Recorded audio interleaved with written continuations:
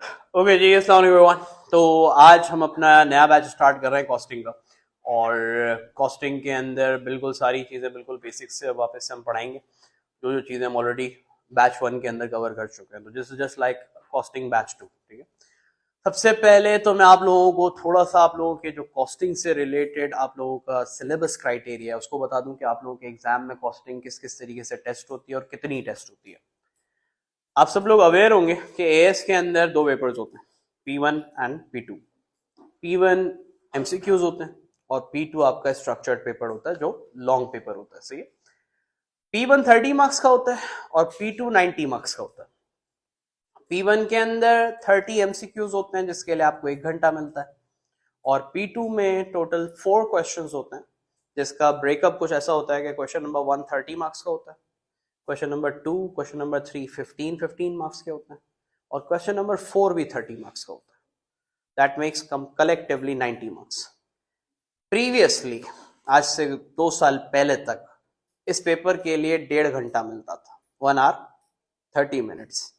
लेकिन आप लोग लकी हैं, आप लोगों को वक्त थोड़ा सा ज्यादा दिया जा रहा है। अब लेटेस्ट सिलेबस चेंज के हिसाब से अकाउंटिंग के पेपर 2 में टाइम मिलता है 1 hour 45 minutes। और ये 15 मिनट इतने क्रूशल हैं, इतने ज्यादा ब्लेस्ड 15 मिनट होते हैं कि इसका अंदाजा आप लोगों को जब पेपर आप करेंगे तो आपको आइडिया होगा कि वो 5-5 मिनट भी बहुत ज्यादा कीमती होता है। मैं ये बोल रहा हूँ, ये भी हम लग रहे हैं तो सोचे 1.5 घंटा कैसा होगा। सोचे जरा, इमेजिन करें थोड़ा सा, यानी कितने ऐसे केसेस होते थे जब हम लोग ये 1 hour 30 minute का पेपर होता था तो बच्चे अक्सर इस चीज की कंप्लेन करते थे कि सर पूरा सवाल आता था रह गया, यानी बच्चों को आते हुए भी वो बच्चा अटेम्प्ट नहीं कर पा रहा। दैट्स लॉस, सीधा सीधा ना। और ऑब्वियसली इसके अंदर कुछ ना कुछ आप लोगों का भी एक लैकिंग ये है कि वो राइटिंग प्रैक्टिस उस लेवल की नहीं होती है। यूजुअली आप लोग क्या कर रहे होते हैं, टॉपिकल प्रैक्टिस कर रहे होते हैं पूरा साल, और टॉपिकल प्रैक्टिस में भी क्या हो रहा होता है, एक क्वेश्चन किया फिर आप इधर उधर लग गए, नोटिफिकेशन देख लिए, कर लिया, फिर आपने दूसरा क्वेश्चन कर लिया। तो नॉर्मली इस टाइप की प्रैक्टिस चल रही होती है। तो इस टाइप की प्रैक्टिस से राइटिंग मैनेजमेंट नहीं आती है, टाइम मैनेजमेंट नहीं हो पाती है। टाइम मैनेजमेंट के लिए लग के करना पड़ता है पेपर। यानी टाइम मैनेजमेंट अभी जब ही होगी जब आप लोग कम से कम, जब अभी पेपर आने वाले होंगे, जब आपका सारा सिलेबस कंप्लीट हो चुका होगा, तो पूरा पूरा पेपर 1 hour 45 minute के सेशंस आपके कम से कम 5 से 6 लगे हुए होंगे, तो तब जाके आपकी रिहर्सल होगी कि हाँ 1 hour 45 minutes में कैसे पेपर एंड किया जाता है। समझ आ रही है बात। खैर, ये तो ओवरऑल आप लोगों को एक टाइम मैनेजमेंट एक टिप दी थी, लेकिन अब बात कर लेते हैं हम specifically costing. Accounting is divided into 2, financial and managerial accounting, ठीक है ना। फाइनेंशियल अकाउंटिंग के अंदर जो नॉर्मल टॉपिक्स आप लोग पढ़ रहे होते हो, debit credit, income statement, control account, reconciliation, जो टिपिकल सारे अकाउंटिंग के टॉपिक्स हैं। बट जब बात होती है मैनेजरियल अकाउंटिंग की, जिसको हम शॉर्ट फॉर्म के अंदर कॉस्टिंग कहते हैं, कॉस्ट एंड मैनेजरियल अकाउंटिंग पूरा वर्ड ये है, तो शॉर्ट फॉर्म में कॉस्टिंग बोलते हैं उसे। कॉस्टिंग अकाउंटिंग की एक ऐसी टाइप है जो कि कहा जाता है कि ये कंपनी के इंटरनल मैटर्स को कवर करती है। कंपनी अपनी इंटरनल डिसीजन मेकिंग के लिए इसे इस्तेमाल करती है। कॉस्टिंग आपको किसी दुनिया को नहीं दिखानी है। इनकम स्टेटमेंट आप पूरी दुनिया को दिखाते हो, बैलेंस शीट आप पूरी दुनिया को दिखाते हो, अपनी सारी फाइनेंशियल अकाउंटिंग आप दुनिया के सामने रखते हो, बिकॉज फाइनेंशियल अकाउंटिंग का मकसद होता है कम्युनिकेशन, लोगों को अपनी फाइनेंशियल पोजीशन के बारे में बताना, मकसद ही उसका तो ये है। लेकिन cost accounting and managerial accounting का मकसद ये नहीं है। Cost accounting and managerial accounting अपने लिए इस्तेमाल होती है। भाई अगर एक चीज, फॉर एग्जाम्पल मैं चेयर प्रोड्यूस करता हूँ, तो मुझे डेफिनेटली प्रोडक्शन करने के बाद इसे सेल भी करना है। How can I sell the chair without knowing what is the value, what is the cost of this chair.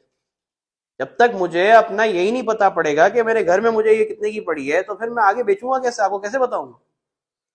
तो इसका मतलब ये भी हुआ कि फाइनेंशियल अकाउंटिंग से पहले मैनेजरियल अकाउंटिंग होती है। सोचे, जब तक कॉस्ट ही कैलकुलेट नहीं होगी तो सेल्स भी नहीं होगी, सेल्स होगी फिर इनकम स्टेटमेंट में सारे मामला शुरू होंगे ना। फाइनेंशियल अकाउंटिंग तो बाद में शुरू होगी, पहले तो कॉस्ट अकाउंटिंग होती है। तो कॉस्टिंग फाइनेंशियल अकाउंटिंग से पहले की चीज है। तो सब लोगों के लिए, जो भी वो लेवल अकाउंटिंग का बैकग्राउंड रखता है या नहीं रखता, साइंस बैकग्राउंड से भी आया हुआ है, कॉस्टिंग एक ऐसा टॉपिक है जो सबके लिए नया है।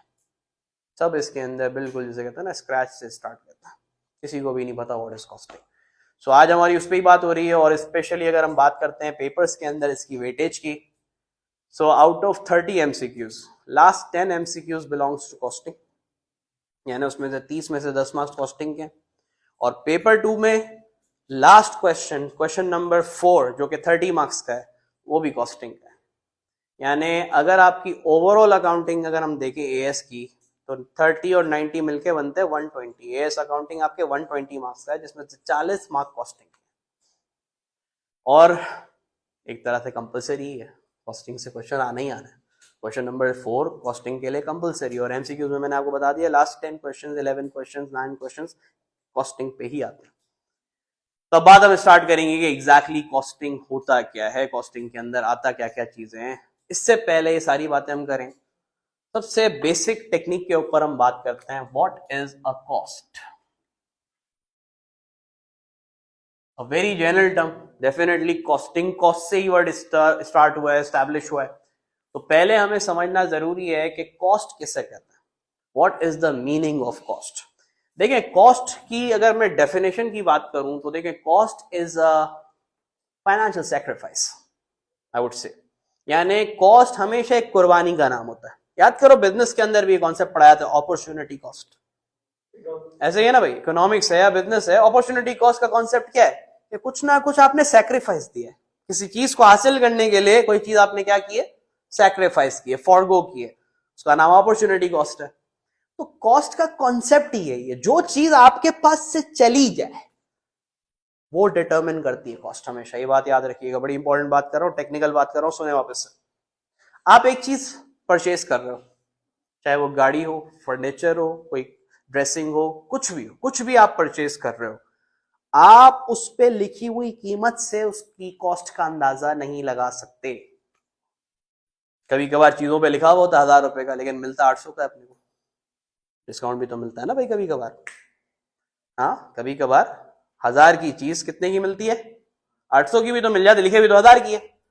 तो क्या मतलब 1000 हो गई है कॉस्ट? नहीं ना, कॉस्ट कितनी है, क्योंकि मेरे पास से कितने पैसे गए, 800। तो जो चीज मेरे पास से गई है वो चीज डिटरमिन करेगी कॉस्ट को। जो चीज आ रही है वो मेरा एसेट जरूर है, उसकी एक अपनी वर्थ है, अपनी वैल्यू है, कोई मसला नहीं। हो सकता है वो चीज 1000 की ही हो, उसकी वर्थ 1000 की ही हो, लेकिन वो 1000 की चीज मुझे कितने की पड़ी, 800 की, तो मेरे लिए कॉस्ट क्या है, 800। आ रही है बात समझ में? सो जरूरी नहीं है कि चीजों पे लिखी हुई कीमत, उसके ऊपर लिखा हुआ टैग उसको डिटरमिन करेगा कि मेरी कॉस्ट क्या है। हमेशा कॉस्ट किस चीज से डिटरमिन होगी, आपके पास से गया क्या है। सो कॉस्ट की डेफिनेशन नहीं है, it's a sacrifice of a resource to obtain another resource. किसी चीज को हासिल करने के लिए जो चीज आपने कुर्बान की है, आप ये देखें आपके पास से क्या चीज की कुर्बानी आपने दी है, वो डिटरमिन करेगी आपकी कॉस्ट। अरे बात समझ? तो कॉस्ट का मतलब सबको समझ में आ गया, कॉस्ट की डेफिनेशन समझ में आ गई कि cost is a sacrifice. Now cost की बहुत सारी कैटेगरीज है क्योंकि हमें समझना जरूरी है। नहीं, जो पहली क्लास होती है ना कॉस्टिंग की, मैं इसको बोलता हूँ ये सबसे जरूरी क्लास होती है, सबसे इंपॉर्टेंट क्लास है कॉस्टिंग। क्योंकि इस क्लास के अंदर जब आपको क्लासिफिकेशन कैटेगरी समझ में आ जाती हैं, तो ऑटोमेटिकली जो फ्यूचर क्वेश्चंस होते हैं कॉस्टिंग के ऊपर वो भी समझ में आना शुरू हो जाता है। जितने भी आगे एडवांस क्वेश्चंस है उसके अंदर ये बेसिक टर्म्स बार बार रिपीट होती रहती है। तो it's very important that you must know these types and these categories of cost. So we'll study the categories of cost now. Cost की classification क्या की है, cost की categories क्या की है, तो इसको बोलते हैं cost classification. तो अब जब हम बात करते हैं cost classification के ऊपर, तो cost की बहुत सारी categories हैं भाई। अगर मैं cost को पहली classification दूं तो एक classification उसकी है variable cost and fixed cost, समझाता हूं। फिर इसके बाद दूसरी कैटेगरी है direct cost and indirect cost, इसको भी एक्सप्लेन करते हैं आपके सामने भी। फिर एक कैटेगरी है जिसे हम कहते हैं सेमी वेरिएबल कॉस्ट। फिर एक कैटेगरी आती है production cost and non production cost.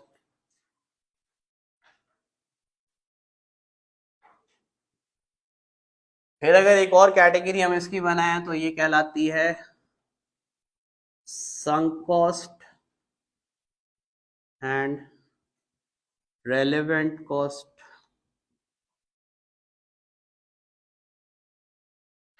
तो ऐसे कॉस्ट की बहुत सारी कैटेगरीज है, बहुत सारी क्लासिफिकेशंस है। उन क्लासिफिकेशंस को सबसे पहले हमें समझना जरूरी है, क्योंकि अगर आपने कॉस्ट की कैटेगरी को नहीं समझा तो सवाल के अंदर आपको बहुत प्रॉब्लम होने वाली है। बेसिकली इसकी डेफिनेशन तो वो पूछ ही सकता है इन अ थ्योरी, और it can be tested in an MCQ, but the most important thing is to build the concept for future advance questions के अंदर कहीं ना कहीं ये कॉन्सेप्ट आपका रेगुलर टेस्ट होता है। तो अब एक एक करके पहले हम मालूम करते हैं इन सारी कॉस्ट का मतलब। ठीक है, नोट्स के अंदर सारी डेफिनेशंस दी हुई हैं, तो डोंट वरी, अगर आप नहीं भी लिख रहे हैं तो खैर है, कोई मसला नहीं है, बस गौर से सुनते रहें, गौर से समझते रहें। नाउ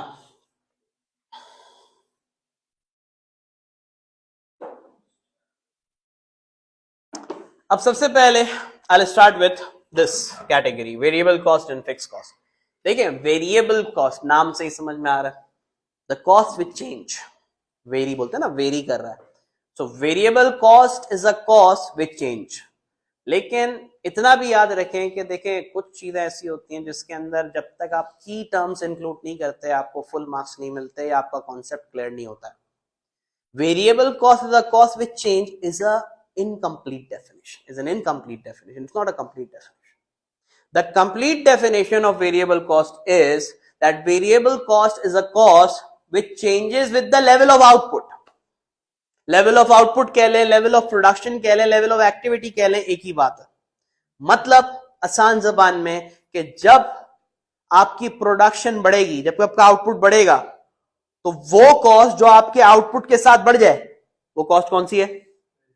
इसी तरह से जब मेरा प्रोडक्शन का लेवल कम होगा तो वो कॉस्ट जो मेरे प्रोडक्शन के साथ कम भी हो जाए इज कॉल्ड वेरिएबल कॉस्ट।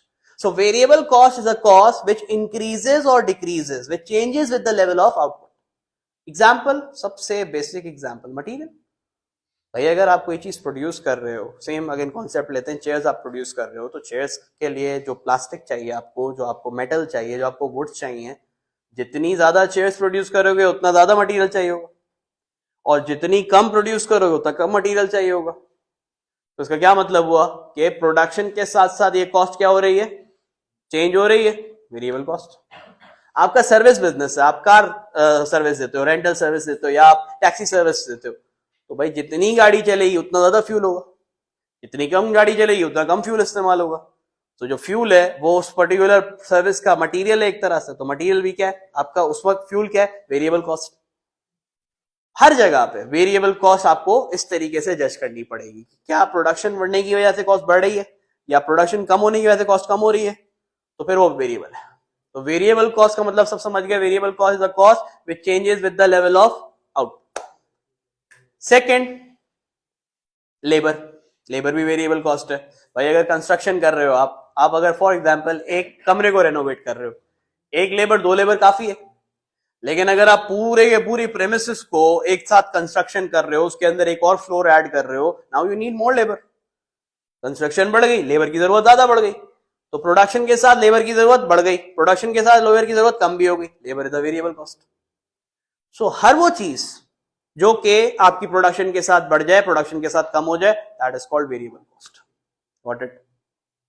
तो सर फिर फिक्स कॉस्ट क्या है? Fix cost is a cost which does not change। अगर कोई इतना लिखता है, गलत कर देगा examiner, zero, cancel. Fix cost is a cost which does not change with the level of output। यहां पे की टर्म ही यही है, variable cost is a cost which changes with the level of output।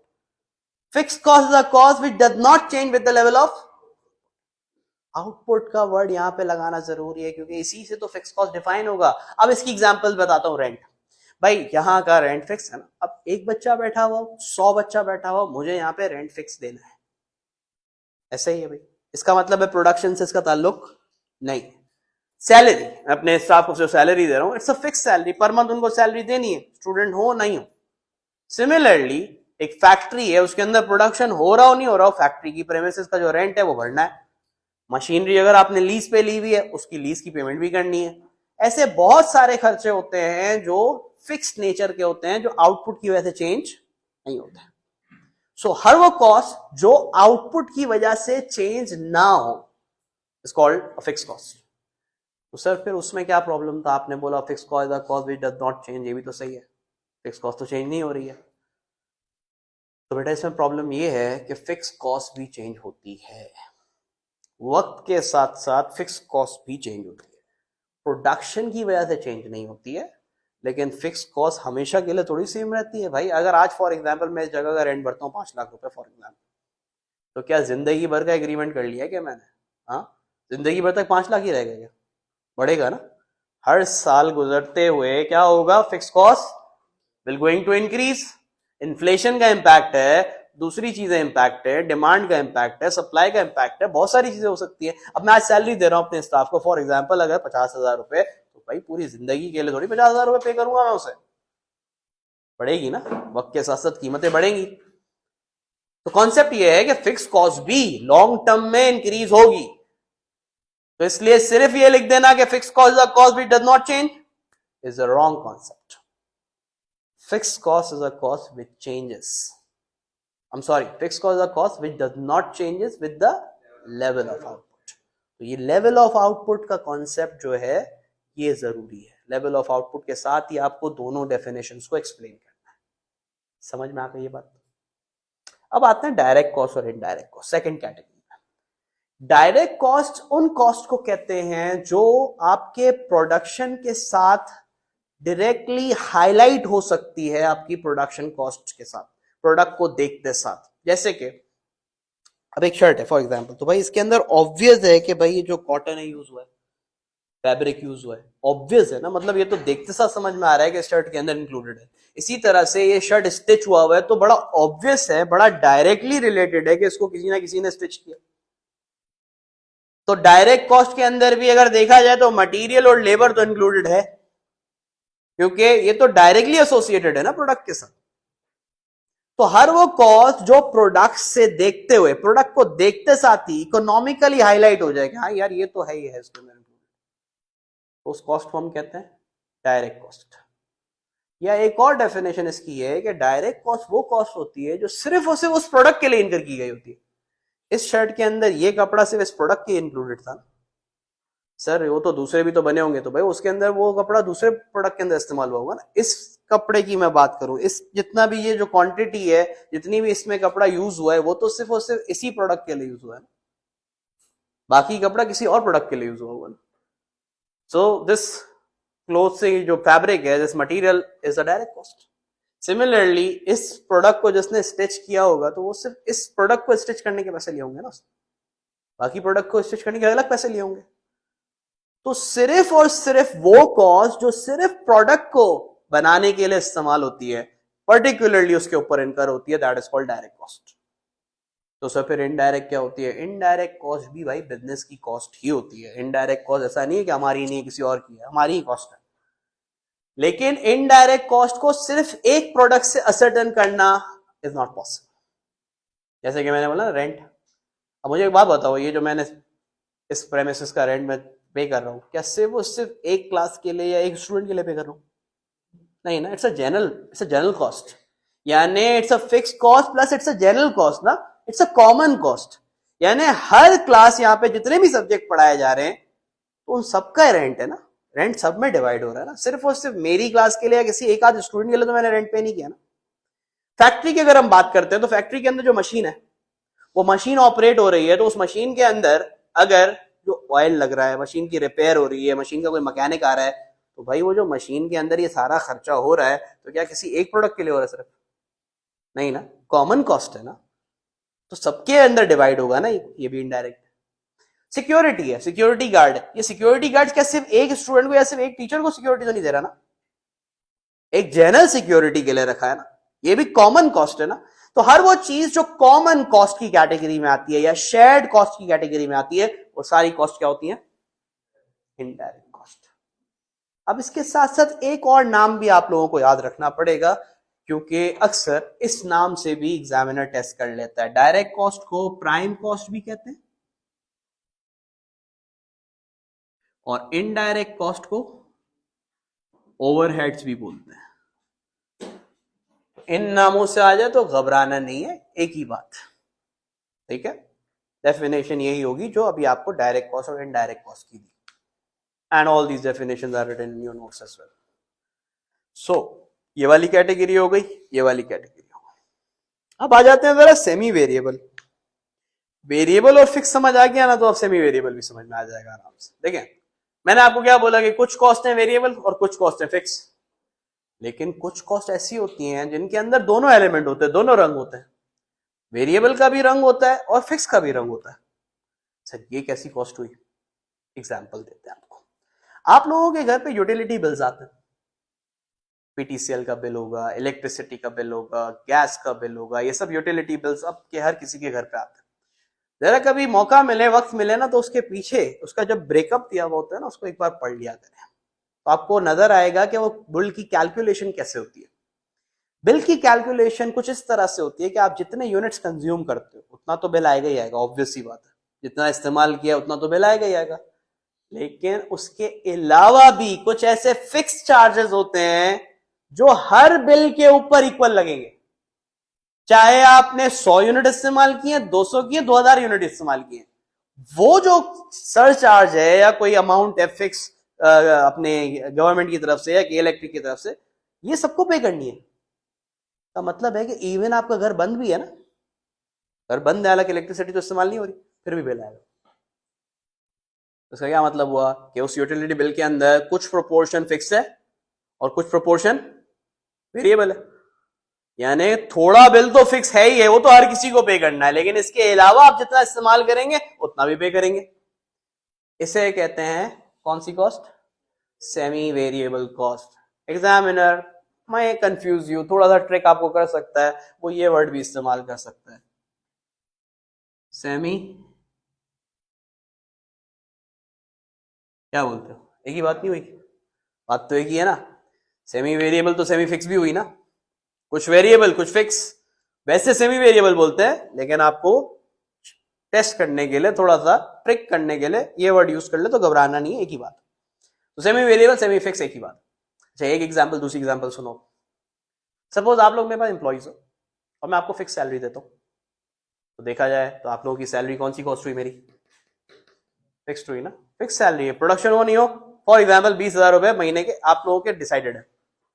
लेकिन साथ साथ मैं आप लोगों को मोटिवेट करने के लिए एक ऑफर भी देता हूं, स्कीम देता हूं कि भाई एक काम करो कि तुम लोग मेरा अगर प्रोडक्ट बेचते हो, तुम लोगों में से जो जितने यूनिट्स बेचेगा उसको उतने यूनिट्स के हिसाब से कमीशन भी दूंगा। अब ये जो कमीशन है ये क्या है? ये वेरिएबल है, क्योंकि आप जितनी ज्यादा मेरी सेल्स करेंगे उतना ज्यादा कमीशन मैं आपको दूंगा, जितनी कम सेल्स करेंगे उतना कम कमीशन मिलेगा भाई। ऐसे ही है ना भाई। तो ये कॉस्ट अब मेरे लिए क्या हो गई? कौन सी कैटेगरी हो गई? सेमी वेरिएबल की कैटेगरी में चली गई ना, फिक्स रही ना वेरिएबल रही, तो सेमी फिक्स हो गई। तो ऐसी कॉस्ट भी होती है बेटा, सेमी फिक्स भी होती है कॉस्ट, ठीक है। सेमी वेरिएबल सेमी फिक्स एक ही बात। हाँ, उसके ऊपर वो भी बात लिखते हैं, अरे लिख ही देते हैं, इसके साथ ही लिख देते हैं। अच्छा याद दिला दिया। एक और कॉस्ट है जो अभी अभी मुझे स्टूडेंट ने याद दिला दिया भाई, उसका नाम है stepped fixed cost. Hopefully screen के अंदर नजर आ रहा होगा ये। हाँ नहीं, मतलब कैटेगरी एक है, टाइप तो हम अलग ही रखेंगे इसको, कैटेगरी इसी कैटेगरी में आता है। तो बेसिकली स्टेप्ड फिक्स कॉस्ट कौन सी कॉस्ट है? अब स्टेप फिक्स कॉस्ट का मतलब होता है कि एक ऐसी कॉस्ट जो वैसे तो फिक्स है, बाय नेचर ये फिक्स है, बिल्कुल फिक्स रहेगी, लेकिन after a certain stage it will increase, और भी वापस से स्टेप हो जाएगी, बिल्कुल सेम हो जाएगी। यानी जैसे आपको स्टेप्स नजर आती है ना, सीढ़ियां बिल्कुल पहले फ्लैट होती हैं, फिर तो स्टेप फिक्स कॉस्ट का कॉन्सेप्ट वहीं से लिया गया। अब ये कैसी टाइप की कॉस्ट है सर कि पहले फिक्स रहती है फिर बढ़ जाती है? दो एग्जाम्पल देता हूं, समझ में आ जाएगा। पहली एग्जाम्पल, आपने एक सुपरवाइजर रखा हुआ है, सुपरवाइजर से आपके एग्रीमेंट हुआ है कि 50 बंदों को आप सुपरवाइज करोगे। कितने बंदों को? 50 एम्प्लॉइज को सुपरवाइज करोगे, आपकी तनख्वाह है 50,000 रुपए। तो अब मैंने एक सुपरवाइजर रखा है, 50 लोगों को सुपरवाइज कर रहा है वो। अब मेरे पास इस वक्त करंटली 35 एम्प्लॉइज है। कितने? काम बढ़ रहा है, 40 हो गए, 45 हो गए, 50 हो गए, काम बढ़ रहा है, प्रोडक्शन बढ़ रही है, लेकिन सुपरवाइजर की कॉस्ट नहीं बढ़ रही। सुपरवाइजर की कॉस्ट इज फिक्स, लेकिन वादा क्या था? 50 लोगों को। अब मेरा काम और बढ़ रहा है, इंक्रीज हो रहा है, तो अब मेरे पास लेबर हो चुका है 60। तो अब सुपरवाइजर बोलेगा सर देखिए 50 की बात हुई थी, मैंने ठीक है 51 पे कुछ नहीं बोला, 52 पे कुछ नहीं बोला, लेकिन अब ज़्यादा हो रहा है, तो ये ना अब थोड़ा ज़्यादा हो रहा है, तो अब आप एक काम करें कि आप एक और सुपरवाइजर रख लें, मैं इन सबको मैनेज नहीं कर पा रहा हूँ। मैंने बोला ठीक है बात तो सही कर रहा है, तो मैंने एक और सुपरवाइजर रख लिया 50,000 रुपए का। तो अचानक से कॉस्ट क्या हो गई, 50 से लाख, लेकिन अब 100 एम्प्लॉइज तक वापस से क्या हो जाएगी, फिक्स हो जाएगी। This is called step fix cost. एक सर्टेन स्टेज तक फिक्स रहेगी कॉस्ट, फिर इंक्रीज हो जाएगी, फिर वापस से एक सर्टेन स्टेज तक फिक्स रहेगी। This is called step fixed cost. Now एक और एग्जांपल सुनो स्टेप फिक्स कॉस्ट, समझने में आपको आसानी होगी। आप एक मशीन खरीदते हो, डेप्रिसिएशन तो सब समझते हो भाई, अब ठीक है ना इस लेवल पे आके। अब मशीन की डेप्रिसिएशन होती है भाई, मशीन खरीदी आपने 5 लाख की, उसकी यूजफुल लाइफ है 10 साल, तो 5 लाख डिवाइड बाय 10 साल कितने हो गए भाई, 50,000। यानी ऑन एन एवरेज आपकी हर साल की फिक्स कॉस्ट डेप्रिसिएशन 50,000 होगी। अब काम बढ़ रहा है, बढ़ रहा है, बढ़ रहा है। अब एक मशीन कितना बना लेगी भाई, मशीन की कैपेसिटी फुल हो चुकी है। Now you need a second machine. अब जब आप सेकंड मशीन ले आओगे तो 5 लाख की आप एक और मशीन ले आए, अब मशीन हो गई 10 लाख की, तो अब डेप्रिसिएशन 50,000 से कितनी हो जाएगी, वो भी तो डबल हो जाएगी, लाख हो जाएगी, और वापस से अब फिक्स हो जाएगी। अब हर साल 1 लाख रुपए की डेप्रिसिएशन रिकॉर्ड करोगे, तो ये कौन सी कॉस्ट हुई, स्टेप फिक्स कॉस्ट हुई। समझ आ रहा है। तो नेचर को समझो, बेसिकली कॉस्ट की नेचर को देखना होगा। उधर आपको टैग करके नहीं देगा एग्जामिनर कि बेटा कौन सी कॉस्ट स्टेप फिक्स कॉस्ट है, कौन सी कॉस्ट फिक्स कॉस्ट है, कौन सी कॉस्ट वेरिएबल है, कौन सी सेमी वेरिएबल है। अंडरस्टैंड करना पड़ेगा उसकी नेचर को समझ के, स्पेशली इन एमसीक्यूज। वैसे तो खुद ही कर देता है ऐसे क्लासिफाई, लेकिन एमसीक्यूज में तो ये इसी पे तो खेलेगा आपके साथ, बस और क्या रखा हुआ है। एमसीक्यूज में तो वो इन्हीं चीजों के अंदर आप लोगों को ट्रिक करने की कोशिश करेगा, थोड़ा सा घुमाएगा, और आपको उधर पिक करना होगा एग्जैक्टली नेचर ऑफ कॉस्ट को। ठीक, ये भी हो गया। अब आते हैं प्रोडक्शन कॉस्ट और नॉन प्रोडक्शन कॉस्ट। बेटा ये बहुत जरूरी है। मैं बोलता हूं कि स्टूडेंट हर कॉस्ट को याद रख लेता है, लेकिन इसके अंदर ना बच्चा अक्सर ब्लंडर कर जाता है। गौर से सुनिएगा। देखिए बिजनेस जब चलाते हैं हम,